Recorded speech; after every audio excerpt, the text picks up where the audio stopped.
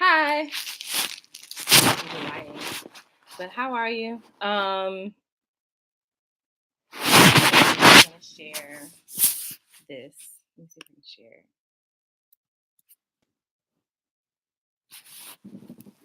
Hi, how are you? I'm really excited to talk to you guys today. Let me see if I can share really quick.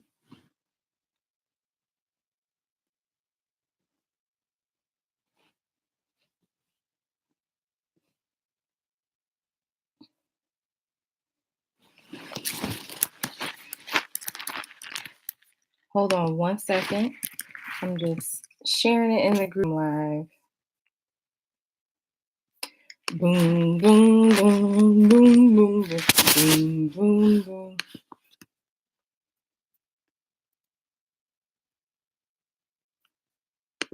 I don't know. The song's just in my head.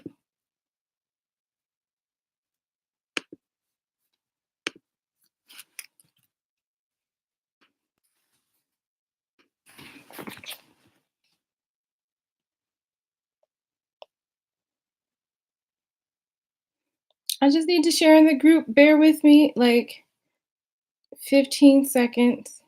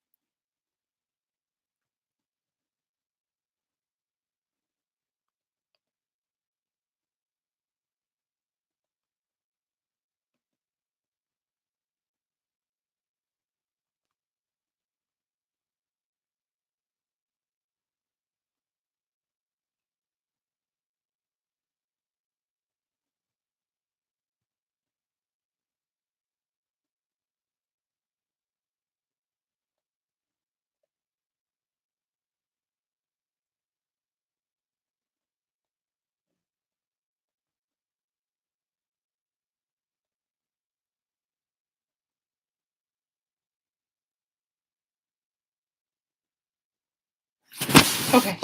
All right, I'm done. All right. Hi. So basically this is a very like impromptu live. Um I'm actually still even in bed, but let's do something with this hair. Get it all out here. Okay. Anyway, and by the way, y'all, I love this hair. It's so cute. It's so easy. I really like dealing with this. My hair will probably be like this for some time. Anyway, I just want to do a live because God has been giving me the same message over and over again. And I wanted to just share with you all what God has been giving me.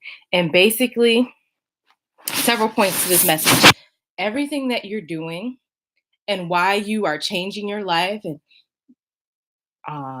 living your life and doing what God has told you to do and going to work, everything you're doing is not just for you.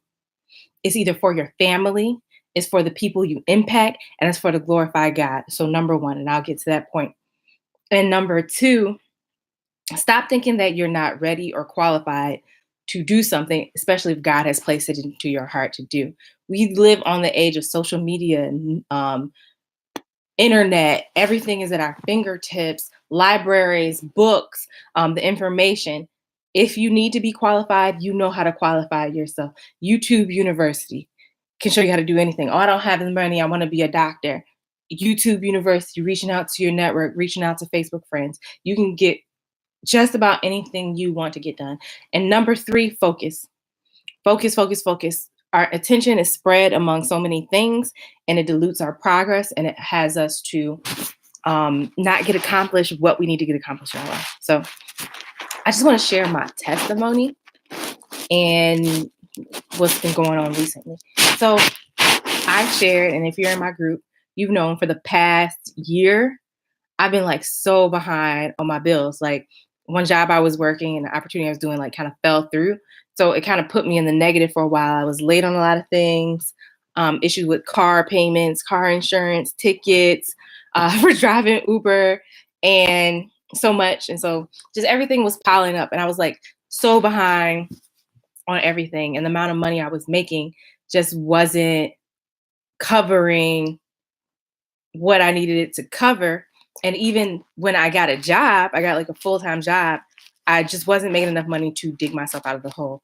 And I just felt like I was in this state of helplessness for a very long time, basically this year.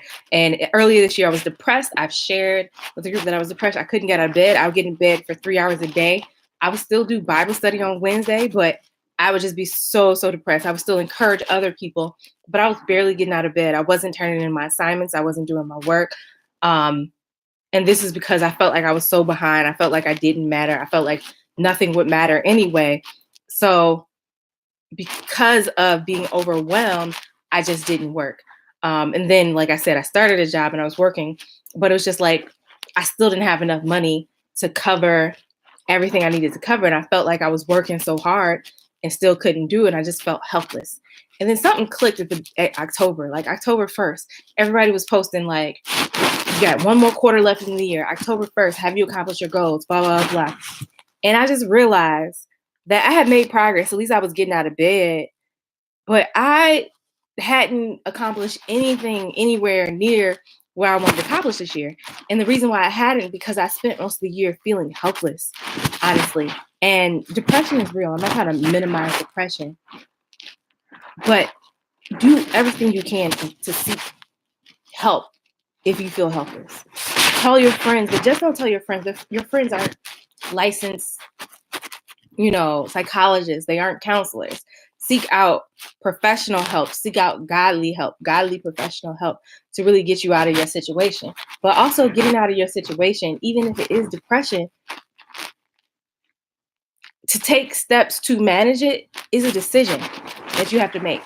And I just had to make the decision that I didn't want my life to be in 2019 to come in the same way I did in 2018. So I've been busting my butt to make sure that happens. And number one is I didn't want to be helpless anymore in my finances when it came to that. Like I was just still behind on a lot of things, even though I was paying.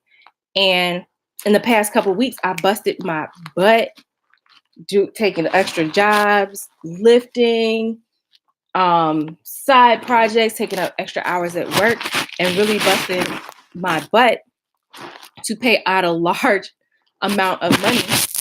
Honestly, I had to pay some tickets, car note paid up, other bills paid up. Because it was getting to the point that they were gonna probably put me in jail for a lot of debt that I had, which is sad that you can be put in jail for debt. But I had some court appearances, and if I didn't pay those things, I was gonna go to court. So it was just a lot of stuff, and I was just made a decision. At first, I'm like, God, I don't know, I'm gonna do this. Oh my God, just living in all this fear. And I just made a decision. I was like, Lord, this is not gonna happen anymore. It's not gonna happen.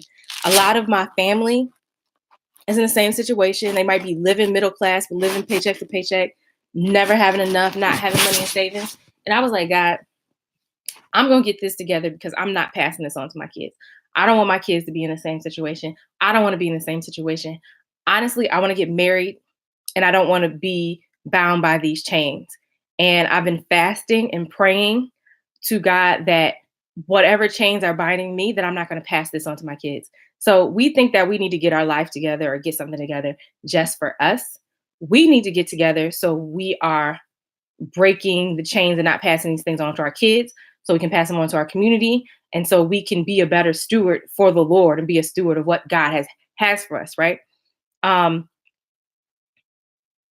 yeah, basically. And finances is something that a lot of people have struggled with. Like my sister almost has a PhD. I hope she don't see this, but my sister has a PhD and she struggles to get a job. My brother, um, engineer, and he struggles to get paid what he's worth.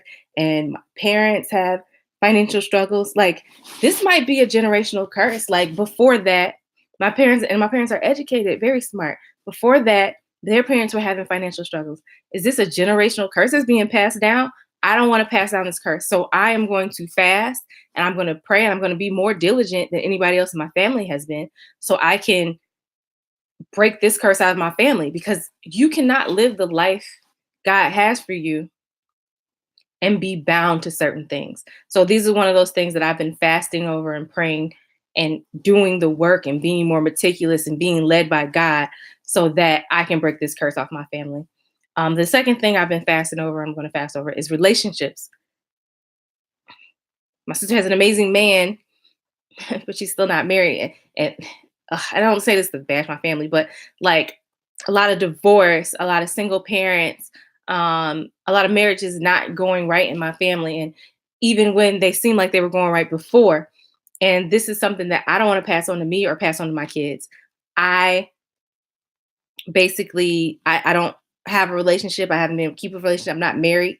And I want to do the work within me to make sure that I have a new life for my kids. And the reason why I'm saying all this is I want to share I've basically been able to make a lot of progress this year and a lot of progress in the last couple of weeks. And I have cleared off a lot of debt.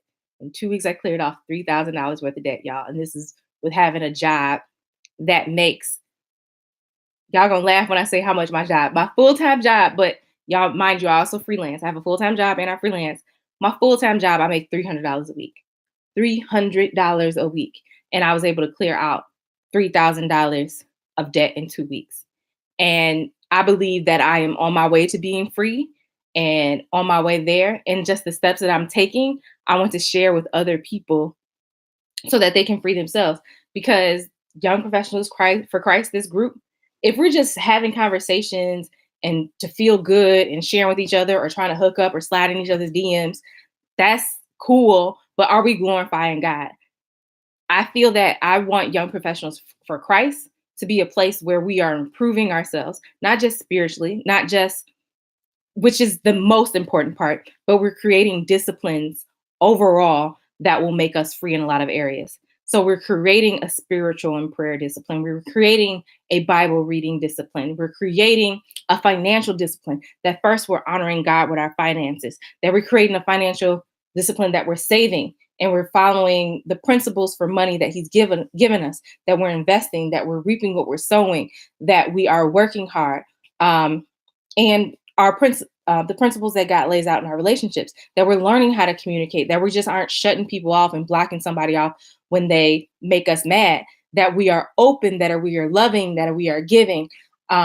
So basically what I'm trying to say, I want to create this movement overall within Young Professionals for Christ, that we are becoming better people in our finances, in our relationships, and our relationship with God. Those are the three pillars. And I need your help. I've been trying to do this on my own and it doesn't work. I'm already spread thin. And I realized today, I dropped the ball on something really big. And it's because I've been spreading myself too thin. I'm working like 100 and something hours when I need to delegate some of this stuff.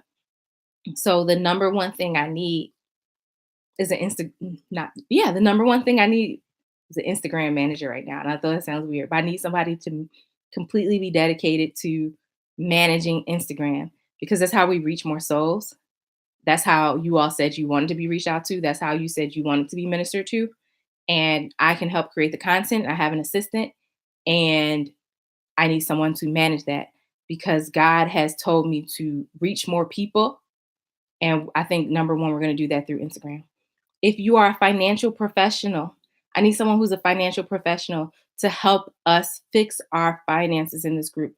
I would prefer someone, no shade, but there's a lot of people in the group who've never had any financial trouble, who you all are good with money, but you may live with your parents or like you just always have good with money.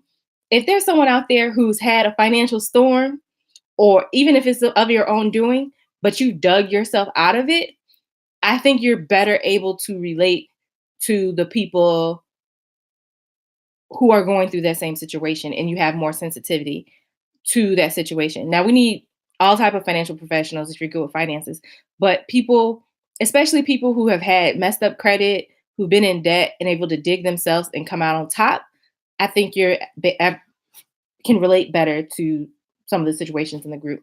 any career professionals who are really good at getting jobs, getting new jobs, interviewing, things like that. We need your help. And of course, we need people who are Bible study leaders. We only have one Bible study a week. That's by me. But we need to be on one accord. We need to have an outline for praying in prayer groups. We need an outline for reading the Bible and sharing the Bible in Bible study. So if you are down to help with this, please do. And anybody who's like video editors or want to create video or content, like that's what we're do. My overall goal is to create like a Young Professionals for Christ University. So it'll be hosted online and there'll be courses in finance, purpose, Bible reading, relationships, things like that, and all be on this one platform. That is the goal. So if you are down to help and down to really help a generation break some chains in the areas of relationships, finance, and connection with God, I need you on my team, y'all. I just need some help. And I just created this video because I didn't want to type it. And I felt like it was like an intimate way to share this video. But I know that God has sent me to serve you all and serve this group and serve this community and serve millennials, not just so I can lift myself up or hear myself speaking or just so I can teach Bible study on Wednesday. I came to help and to serve you all so we can release some generational curses, so we can release some demons, so we can change the way that God is represented on the earth through Black millennials, right? That's what I have been called to earth to do. And this is not no more playing small with that outreach. I want Satan to be upset when I wake up in the morning. Like, I understand that that comes with attacks, but what I've been through right now, like, I've been training for battle. I feel like King David when he says to the king, you know, I've wrestled the bear, I've wrestled the lion, and Goliath will be like one of these, you know. Goliath, where you at? I've already wrestled with giants already. So I am ready to take this challenge of helping set generations free. It's not just for me. It's not just for my family, but it's to help all of y'all. So I think that's all I have to say. I'm kind of rambling, but I hope that message got through. Hey, Sydney. Thanks for joining and saying that. And yeah, I will talk to you all later.